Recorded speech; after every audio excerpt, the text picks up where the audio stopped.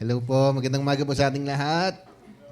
Kaya din sa mga nasa online, magandang umaga rin po sa inyo. Sana po ay patuloy tayong magkasama sa ating pagpupulit, pagsamba sa ating Diyos na buhay, na si Jesus. Yan. Kahit may bagyo, ano man ang sitwasyon, ano man ang panahon, ika'y pupurihin. Parang kinanta natin kanina yan, no? Ano man panahon, ano mang sitwasyon, yan. Good morning, yan. Sige, paibati mo katabi mo. Good morning sa iyo.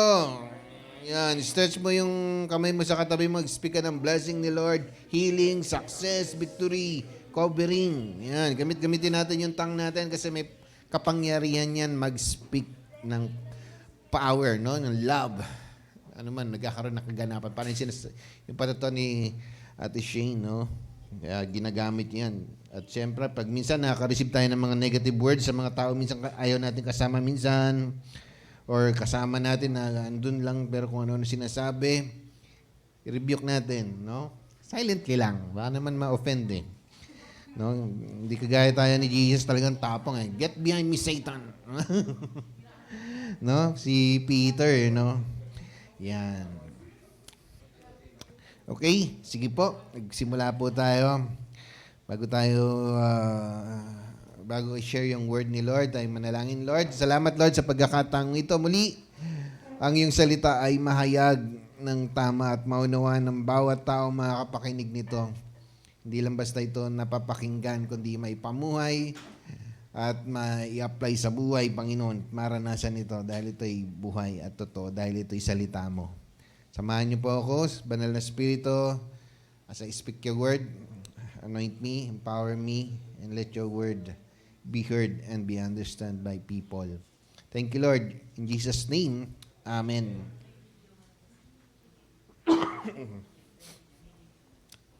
Yan. Thank you, Lord. Thank you, Jesus. Alright. Video muna. Alright. Sige, pakinggan na natin yung video. Panoorin natin yung video. You know. Out of the Philistine camp stepped a warrior unlike any other, Goliath of Gath, over 9 feet tall. Tangkad, 9 feet tall, no? Spear as thick as a weaver's beam.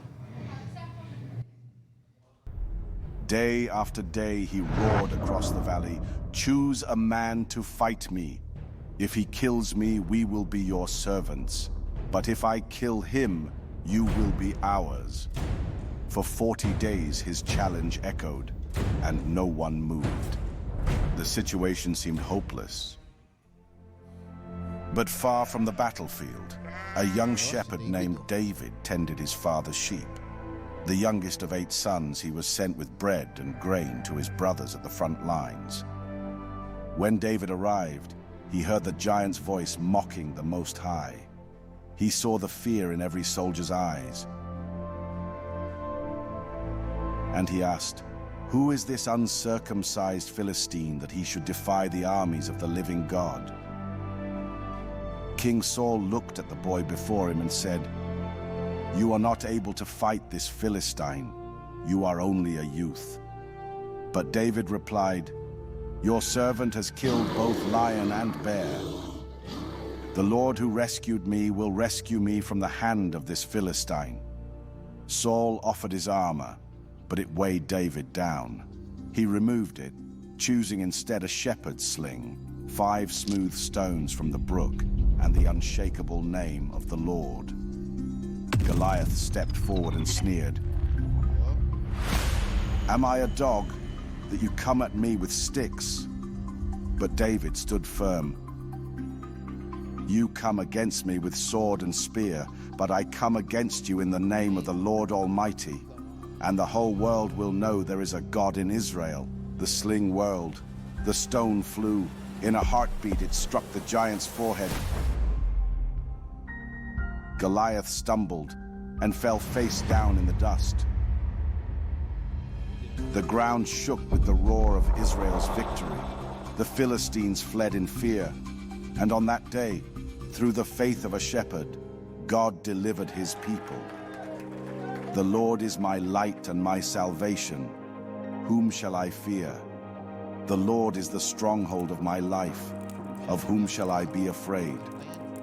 Psalm 27:1. Yeah, ganda, no? Alam niyo pa ba yung storya niyan? Sino mga nakakaalam pa ng storya niyan? Si ano yan? Hindi yan si ano? Sino yan? Si David and si Goliath yan, siyempre. Be a giant slayer. Yan po ang ating title ngayong umaga. Ating pag-usapan. How to slay giants like David. Yan. Ano ba yung slayer? No? Tinignan ko yung definition nito, mamamatay tao. Medyo direkta eh. No? Totoo naman, slay. Pero sa ibang aspeto naman, ang ibig sabihin niyan ay parang itumba. No? Ano ba yung mga giants sa buhay natin? No? Na minsan ay yun ang nagiging dahilan kung bakit hindi tayo makapagpatuloy, no, minsan sa buhay, no, dahil may mga higante sa buhay. 1 Samuel 17:47, ang sabi doon, the battle is the Lord's and He will give all of you into our hands, no. Slay giants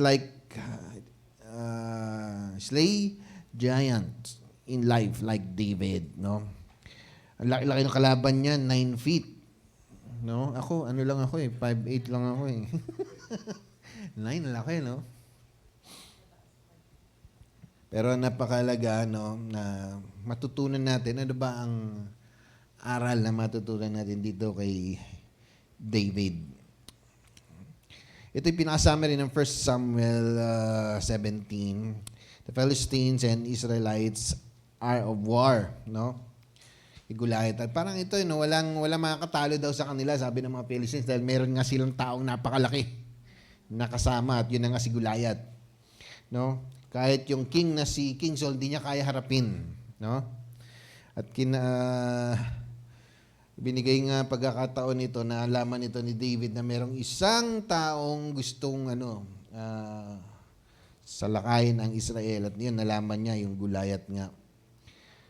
Kaya nasabi ni David, I will fight you in the name of our God. Para malaman ng mga tao ngayon kung sino yung Diyos ng Israel. Yan. At yun nangyari na, yung pinakanapanood natin. No? Ano lang yung gamit ni David, pinagamit sa kanya yung yung ni King Saul, yung mga yung armor, pero hindi kasya dahil bata pa. No? Maluwag, no? Tapos hindi niya mabuhat siguro dahil mabigat, siyempre. Armor yun, armor. May mga metal. Kaso lang, ito na lang dadaling ko, yung sling, no? At kumuha na lang siya ilang piraso ng bato. At yun ang tinirador niya si Goliath. Hindi na nakaporma, bagsak. No. Ano ba minsan ang nagiging giants ng buhay natin na minsan tumitigil ang buhay natin dahil may mga ganito tayo minsan. Yung fear minsan, di ba? Hindi tayo dapat matakot, no? Paul, di ba? Di ba? Di ba, Juan? Hindi tayo dapat matakot eh, no? Kasi nga, hindi spirito ng kaduwagan ang binigay sa atin ng Diyos. Sabi nga sa Timothy, no? Ano ba yung binigay niya? No? Power, love, and sound mind, no? Or self-control sa ibang translation, no? Sickness, no? Hindi rin tayo dapat magkaroon ng mga mabagabag kapag may sakit tayo. Kagaya nito, yung nararamdaman ko na naman, kami ni Pastor El, sabi ko, ano ba ito? Sakit ng mga buto. Yan, kaya dito tuloy kami nakapag-live sa Supernatural Night, no? Kasi ako inuubo. Sabi ko, nagkaroon ng problema. Sabi ko, ano naman nangyari? Yan. So, babalik na naman ako doon sa promises ni Lord, no? Yung authority na binigay sa atin to cast out sickness, di ba? Yung spirit of infirmity. Yan. Tapos, nag-declare ng healing. Then, all of a sudden, yun.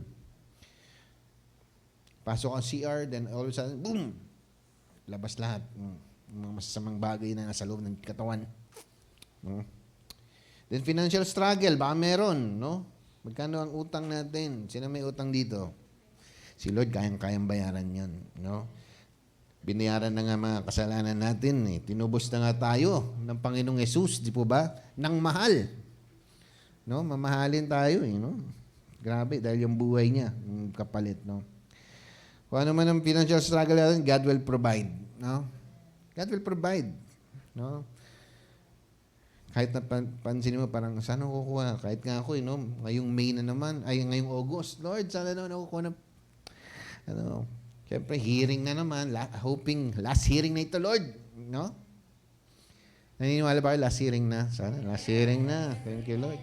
Yes, last hearing na, no? Sabi ko, ang tagal ko nung itong hearing na ito, Lord. Tapos may utang pa akong 50K sa lawyer ko. Lord.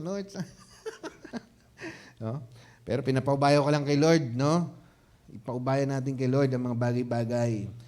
Kung yung kantangan ni Moriah, di ba? Ipaubaya. Di ba? Ipaubaya mo rin kay Lord lahat ang mga bagay-bagay. No? Broken relationship. O baka naman may ganyan, no? Kaya dapat, mga may broken relationship, no? Move on na, no? Ang hirap kasi pag nagbo-broken relationship. Parang yung mga ngayon, sikat na nasa internet. Sino pa? Si Elgo. Ay, Elgo. Si Elgo. Yan, no? Hirap kasi pag si Sir Gavin eh. Ewan ko, bakit ba naman nag-broken pa itong dalawang ito? Yung pa na sinusubaybayan ko doon eh. Tinawala sa atin, wala na. Yan. Tapos si Ma'am Elma naman, hindi na daw muna live. Ay, nakikinig pa naman ako ng mga niya. Balik kami na lang. El Rey, darating na yun. No? Kuya Don, buti may fans kami ngayon dito. Si Kuya Don. El Rey. Alam niyo ba si El Rey? No? God is our King ang ibig sabihin nun. El Rey. God our King. Yeah. Pero malapit na lumabas, mauping next year, no? Makikita niyo na sa live, mga kaganapan sa buhay ng El Rey. Yeah? Yan. Okay, may mga discouragement pa tayo. Yan mga giants sa buhay, nadi-discourage ba tayo? Parang, no? Grabe yung patutuan ni Kuya Jobit, no? Namanhid na siya sa sa rejection. Hanggang sa, patuloy lang siya nagpupuri kay Lord, di ba? Parang si David lang din, no? Nagtanggal pa nga ng damit yan, si David, eh. Nasubukan niyo na ba magtanggal ng damit, nagpupuri kay Lord? Ako, naranasan ko na yun, eh, sa CR. Sumasayaw lang ako papuri kay Lord, awit. Mga moments. Kasi naman, dumating tayo sa mundong itong walang-wala, di ba? Wala tayong suot, wala tayong dala. Kaya uwi rin tayo sa Panginoon, walang dala. No? May imposibleng sitwasyon, may impossible situation, no, sa buhay, no, parang, kaya ba to? Kaya ni Lord. No? Kahit sa kapanahonan nga natin, mayroong tinatawag ngayon, Giant Slayer din ang tawag sa kanya. Kilala niyo kung sino siya? Yung babae ngayon, hindi niyo pala kilala. Ako na nga lang pakilala sa inyo. Yan, oh. Ay, yan, oh. Masama lang sa preaching ko, eh. Oh? Maisama ko lang, eh. Yan, oh. Giant Slayer, di ba? Sa tennis, si Alex Eliala. Yan, no? Sabi niya, eh. Her giants were some of the greatest champions in the world, no? Kasi nasubaybayan ko din siya kahit papano buhat nung January, no, taong ito. Sabi ko, uy, tennis. Hindi naman ako nanonood ng tennis, eh. Nabubur nga ako sa tennis, eh. Kasi papalakpak ang hina, ganyan. Tapos wala sumisigaw, tahimik lang. Kasi mga European, tahimik, di ka pwedeng bawal no? Pero merong isang kabataan, ang edad ay 21 years old na, no? Actually, ngayong 15, no, dito siya sa Ayala. Punta tayo. Punta tayo. No, sa Glorieta, no? Umuwi siya ngayon. No, aalis na naman yan. Pupunta na naman yan. May laban na naman yan, eh. No, si Kuya Vince, no? No? Ayan. Hindi naman ako ganun. Masyado naman tayong, idols. Hindi naman. Bawal yun. Pa-picture lang. Yan. Yan. What can we learn from David and Alex? Kasi Slayer din si Alex, di ba? Oh, di lang si David. Kasus. Naman, oh. Kita mo nga, oh, may dala din si Alex, oh. Raketa nga lang. Di ba? Si David, meron din eh. String. Oh. Di ba? Tinira din ni David yun eh, oh. Doon sa nahiganting yun, patay. Oh. Ito rin, ginamit din ni Alex, yung haraketa, di ba? Yan. Tingnan natin, ano bang mangyayari? Pag-usapan natin, ano bang matututunan natin dyan? Pero background, sino ba si Alex nga? Si David kinuwento ko na eh. Si Alex, sino ba siya, no? Pilipina, siyempre. Pilipina na sabi niya, nag-start lang siya ng lolo. Yung lolo niya at saka yung kapatid niya, nagte-tennis sila. No? Suot-suot niya pa yung kanyang sapatos na may ilaw with ruffle socks. Yan. Chubby cheeks. Yan. And light shoes. Yan. Yung nagmi-ilaw-ilaw. Pag tinapakan mo yun, meron ako nun eh. Ang bilis masira. Binili ko sa Lazada nung matagal ng panahon. Pag tumatalon ako ganun, kulay blue and green. Ilang beses ko lang nabili, nasuot, nasira. Tapos, dumating yung pagkakataon na nahiligan niya mag-tennis, pero magaling mag-tennis yung kuya. Pero hindi pinagpatuloy ng kuya, mas nag-inganyo niyang siya na lang magpatuloy. Kasama yung lolo daw niya, bata pa lang siya, hanggang sa nag-try na merong opportunity na dumating na kung saan ay pwede siyang mag-aral ng tennis. Sabi niya, dumating na yung si Nadal, ang pangalan. Sino ba yun? Si Rafa Nadal. Yan. Nagpunta daw sa school niya noong, and then nag-invite na merong mag-enroll sa free. Free yun na ibinigay sa kanya. Hanggang sa nakapag-aral siya doon ng tennis. Yan, doon siya nag-aral. Iniwan niya Pilipinas at doon siya nag-aral sa Spain. No? Hanggang sa dumating pagkakataon, bata pa lang pala siya, naglalaro na talaga siya, marami na rin siyang award. No? Pumasok siya sa junior hanggang sa naging, ito na nga yung professional na isang tennis player. Kung mapapansin nyo, yung niya, lagi siyang natatalo. Binokray nga yan eh. Binabash nga yan eh. Sa umpisa lang yan, talo na kagad yan eh. Sabi ng mga tao. No? Kasi nga malalaki yung kalaban. May pangalan na. May award na. Mga naka-Grand Slam na. Siya wala pa. Di pa siya naka-Grand Slam. Kahit minsan. Pero ano bang matutunan natin sa lesson na ito? Ano bang kaparehas nito kay David at kay Alex? Number 1, recognize your giant. No? Recognize your giant. Ano ba yung giant ng buhay mo? No? David identified Goliath as an obstacle standing between God's people and victory. No? Si Alex naman, Alex Ayala knew he had to face a world-class champions. She stepped onto the court and against the best. No? You cannot defeat what you refuse to identify. Kaya napakalaga, identify mo sa buhay mo, ano ba yung giants ng buhay ko ngayon? Ano ba yung Meron din nga sana mapanood nyo rin yun, no? Ang title din ito, Giants eh. Facing the Giants, no? Facing the Giants. Maganda rin panoorin nyo yun para malaman nyo kung ano ba yung mga obstacle minsan sa buhay na nagiging dahilan bakit hindi tayo makapagpatuloy? Ano ba yung naghahadlang sa buhay natin? No? Magsimula tayo mag-spiritual mapping ng buhay natin. No? Hindi lang ito yung magpapapray ka for deliverance, doon ka lang mag-spiritual mapping. Ikaw din siya sa atin mo rin yung buhay mo. Ano bang problema ko ngayon? Ano ba nangyayari sa akin? Ano bang sitwasyon ko ngayon? Ano ba yung mga dahilan? Yan.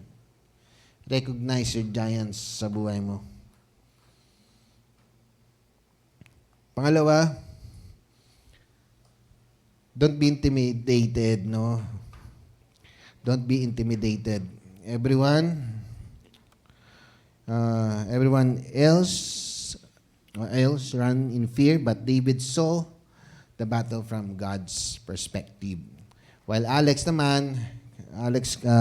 completed against Grand Slam champion, competed rather, and the top players. Instead of being overwhelmed by their reputation, she focused on playing her best. Yan.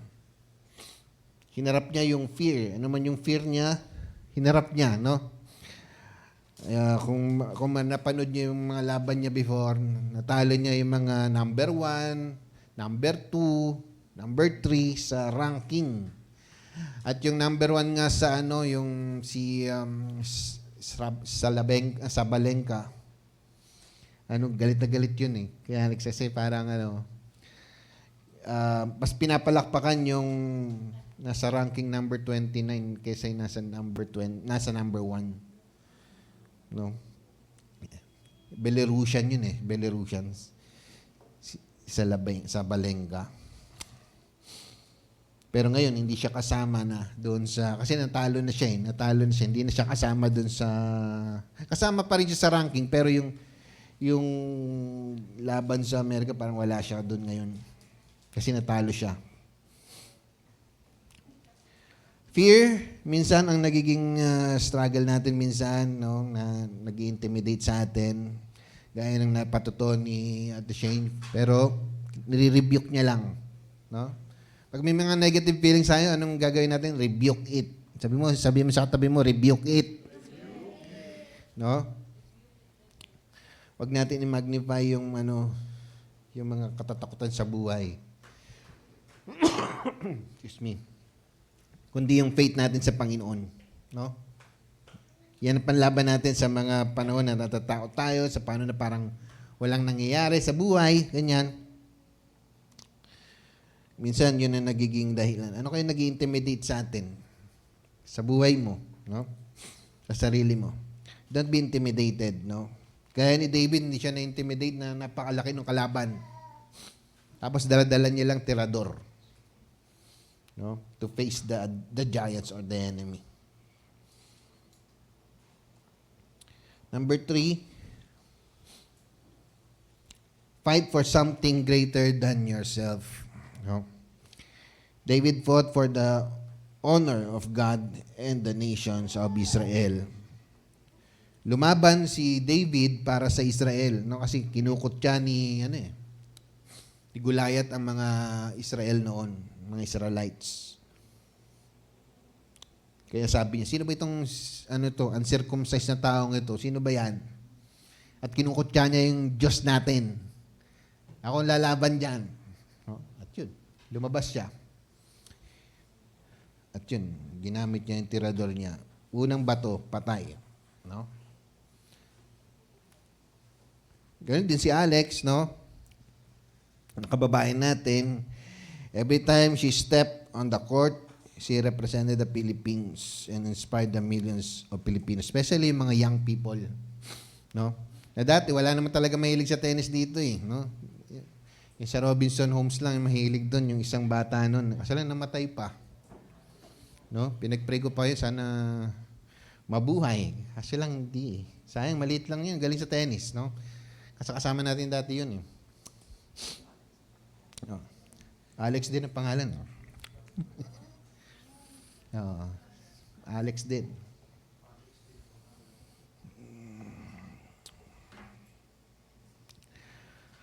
Magaling sana siya. Marami siya natatalo dyan, mga malalaki. Tapos ang liit lang niya. Kasi nagkasakit siya sa liver. No? Kasi may pinainom yatang kakaiba. Para lumakas kasi lang dali ang liver niya.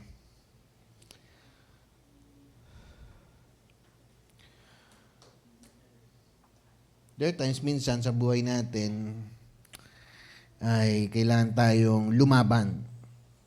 No? Si Alex lumalaban para sa Pilipinas lang din. Naglalaro din siya para sa Pilipinas. No? Hindi niya laban lang yun. Parang si Manny Pacquiao. Di ba? Ang laban kong ito ay laban nating lahat. Ganun lagi, di ba? So, ganun din si David. Ang laban kong ito ay laban natin sa Panginoon.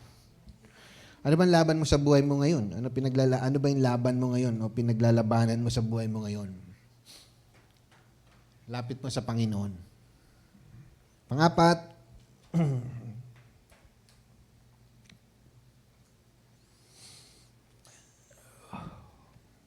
don't let anything limit you. Kaya limitless nga tayo, di ba? Yan. Kung tutusin, limitado ang ang Israelites nun. Wala kakaunti ang weapon nila, ang lalaki ng kalaban, laging dihado. Pero nung lumaban sila humingi sila ng tulong sa Panginoon, gaya ni David, no? Yun ang nangyari, nagtagumpay sila. Ito si David kasi, bata pa lang, nagte-train na siya. Na-train na siya. Hindi lang siya nag-aalaga ng tupa, no? Kundi rin siya, pumapatay din siya ng mga leon, no? Mga lion, saka mga bear. No, na nagtatangkang kainin yung kanyang mga tupa. Kaya nung natatandaan yun sa story, no? Nung i-anoint na si David ni Samuel, ni Prophet Samuel, akala niya Samuel yung isang doon, yung napakalaking kapatid ni David. Sabi ng Panginoon, hindi yan. Kasi nakatingin siya sa piskal. Pero, ang Diyos natin nakatingin sa puso natin eh. Kung ano yung nilalaman ng puso natin. Hanggang sa, yun tinanong niya si Jesse, yung nanay ni David, meron ka pa bang anak? Oo, nandun. Nasa tupahan. Yan. Nag-alaga ng tupa. Shepherding. Hanggang sa from shepherding dumating yung anointing. No? Kumbaga, ito yung madalas na naririnig natin from priestly to kingly anointing. Nag-aalaga ng mga tupa, naging hari. At yun na nga si David. At ganoon din kay Alex, di ba? Di pa man siya talagang nakakaranas ng Grand Slam. Meron lang siya mga ilang award. Pero he continue, no? Fighting the giants. Hindi siya napapalimita. No? Kahit nalalaki. Sabi ng iba, yung mga tinitignan ko, yung mga nagbabas, maliit naman talaga yan si Alex. Kaya natatalo, maliit. Malamang ko, mas malaki pa siya sa akin eh. No? 5'9". Sabi ko, maliit ba yan ang tangkad? 5'9". Mas maliit pa nga yung tumalo sa kanya eh. 5'3" lang eh. Si, Italian. Italian yun, yung babae. Sayang, hindi siya nakapasok eh. Tinalo eh. Pero natalo niya malalaki, matatangkad. Yung mga nagga-Grand Slam ng 6 na Grand Slam, natumba niya yun eh. No?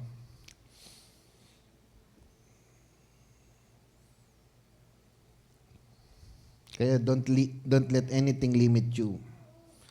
Huwag kang papalimita. Panglima, fight with passion. Kaya napakalaga, mayroong passion. Hindi lang tapang. Yung iba, lumalaban tapang. Yung passion din, siyempre. David ran towards Goliath. He didn't hesitate or negotiate, but he advanced.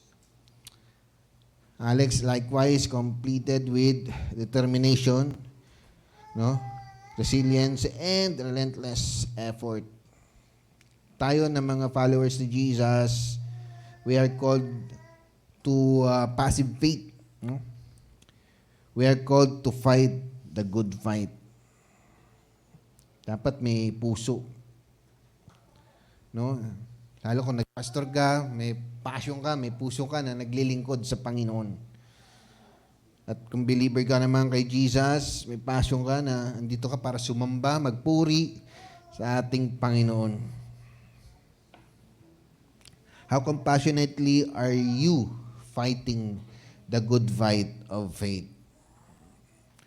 Panganim, inspired others to stand. Sana magpa-inspired din tayo. No? David victory transformed a fearful nation into a courageous army.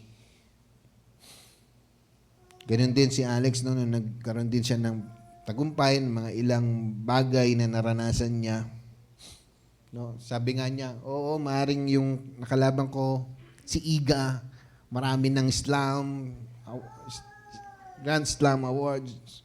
Pero ako, ganito lang yung naabot ko, pero malaking bagay na ito, sabi niya, para sa bansa. Ma-inspired ko lang din yung mga kabataan, sabi niya, na maging kagaya ko rin, no? Para sabi niya. So, ganun din si David, yun ang nag-inspire sa mga Israelites, no? Bata lang ito. No? Bata lang ito. Pero, na-inspire yung mga Israelites ka sa kanya. No? Kaya nga nagkaroon ng jealousy nga ito si King Saul. Kasi sabi ng mga tao, 1,000 nakakapatay si Saul, pero si David 10,000.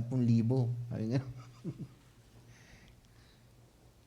Kaya doon nagkaroon, napasukan nito si King Saul ng spirit, no?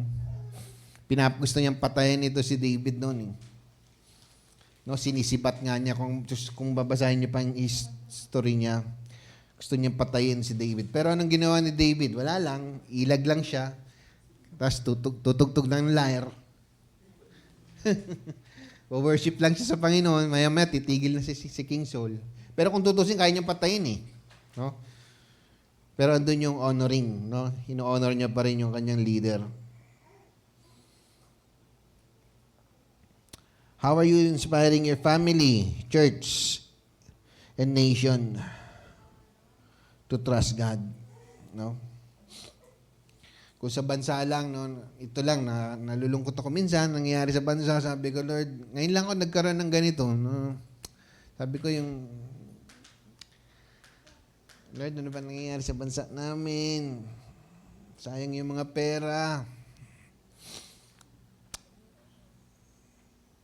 Nawawala. No? Saka talagang blinded yung mga tao. Sabi ko, Lord,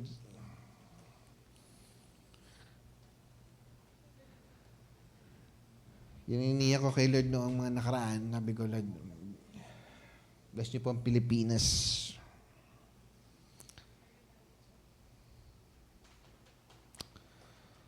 Kaya nga, sa kabila ng ganito, we are called to honor the leader ng bansa. Pero minsan, there are times na parang,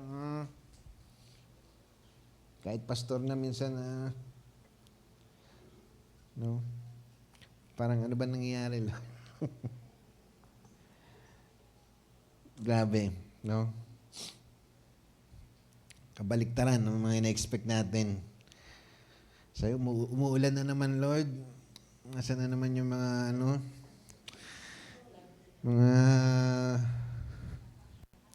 yung mga pader. Ayan na naman, magpa-flood na naman. Yung mga flood control. Ay, naku po. Sabi ko, Lord.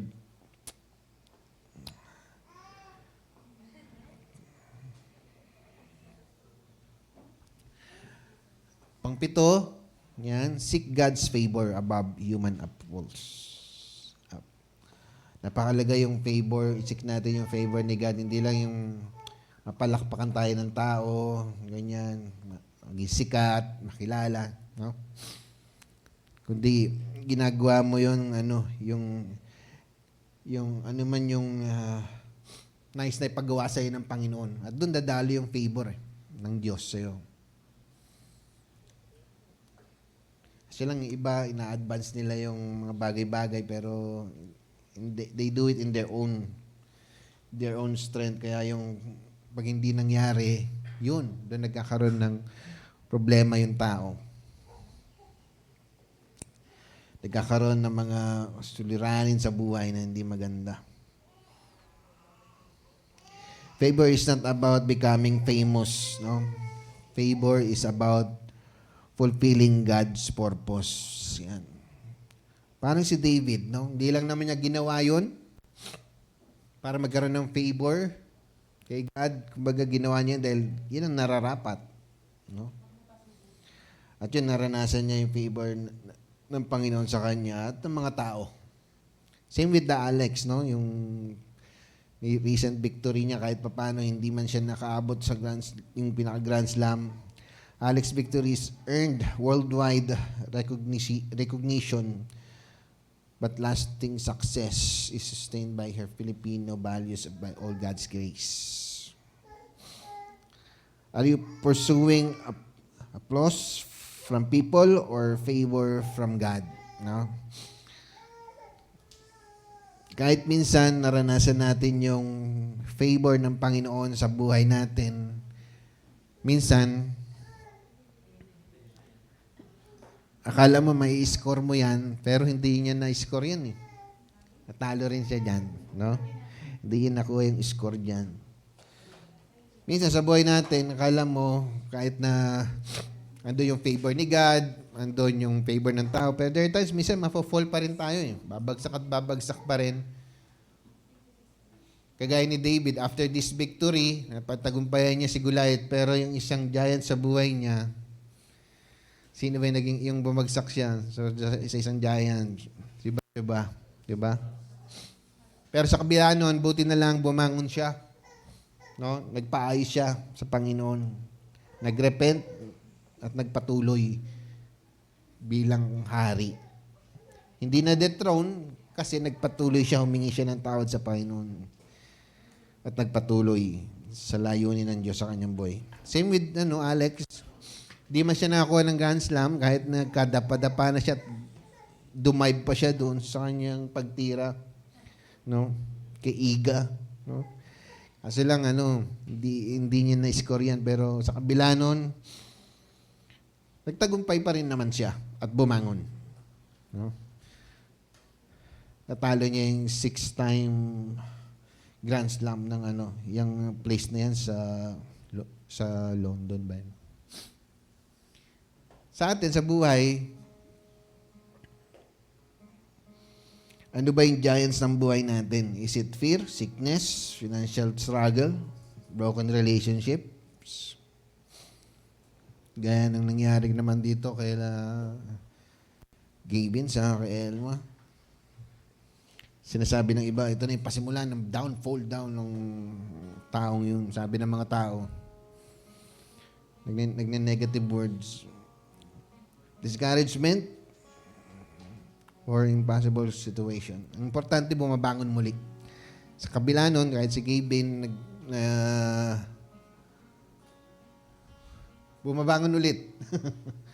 Nagpapatuloy. Kahit yung babae naman si Elma, nagpapatuloy din. Ganun din ito si Alex. Nagpapatuloy din. Hanggang sa mabot yun, dapat na tagumpay. Ganun din naman si David. Nagpatuloy lang sa kabila ng downfall minsan sa buhay. Nagpatuloy pa rin paglingkuran ng Panginoon. At bumabangon kung minsan nagkakamali. Ganun din man tayo kung may giant sa buhay natin at bumagsak tayo. Bangon lang muli. Sabi mo sa katabi mo, bangon muli. Huwag ka manatiling nakahiga, nakalugmok sa putikan. Bangon ka ulit. No? Tuloy lang.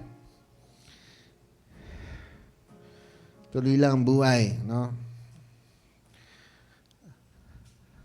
Run. No? Towards the goal to win the prize. Yung nasabi ng Bible, di ba?